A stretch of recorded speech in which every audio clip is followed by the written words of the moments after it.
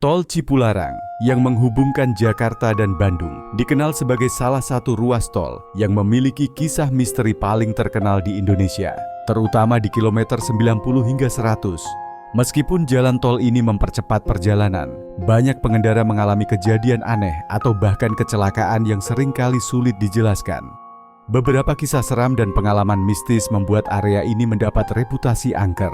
Terutama pada malam hari, kecelakaan di KM 90-100 seringkali terjadi dengan pola yang serupa.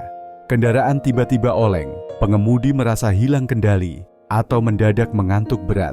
Salah satu kecelakaan yang terkenal adalah yang terjadi pada tahun 2011, melibatkan mobil seorang publik figur yang kehilangan kendali secara tiba-tiba. Sejak saat itu, area ini semakin dikenal sebagai kilometer maut, karena banyaknya kecelakaan fatal yang terjadi di titik ini. Banyak pengemudi yang selamat melaporkan bahwa mereka merasakan hal aneh sebelum kecelakaan, seperti perasaan berat di dada, sensasi seperti ditarik ke arah tertentu, atau melihat sosok-sosok tak dikenal di pinggir jalan. Beberapa orang bahkan mengaku melihat bayangan atau sosok yang berjalan di tengah jalan saat malam, yang tiba-tiba menghilang begitu didekati. Para pengendara yang sering melintas pada malam hari mengaku merasakan hawa dingin yang tiba-tiba di sekitar KM 90-100.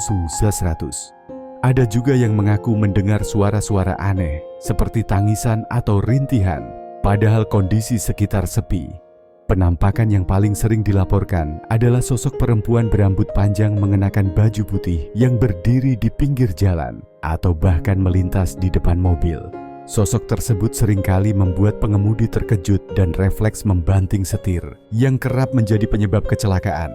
Salah satu kisah yang mengerikan adalah pengalaman seorang pengemudi truk yang melintas tengah malam. Saat melintasi KM 90-100, dia merasa ada yang memanggil dari sisi jalan. Ketika dia melihat ke samping, dia mengaku melihat sosok perempuan dengan tatapan kosong yang tiba-tiba menempel di jendela truknya. Ketakutan, ia langsung mempercepat laju truk dan baru merasa aman setelah jauh meninggalkan area tersebut. Ada yang mengatakan bahwa area tersebut dulunya merupakan daerah keramat atau area pemujaan tertentu. Bahkan, beberapa orang percaya bahwa saat pembangunan tol, beberapa aspek spiritual dari area tersebut terganggu, sehingga menyebabkan adanya makhluk halus atau energi negatif yang bersemayam di sana. Warga sekitar menyebutkan bahwa pembangunan tol ini melibatkan perjanjian tertentu, namun energi mistis yang tersisa tidak sepenuhnya hilang. Selain itu, ada mitos bahwa kendaraan yang melintas terlalu cepat atau melanggar aturan akan mengalami karma dari makhluk halus penunggu tol tersebut.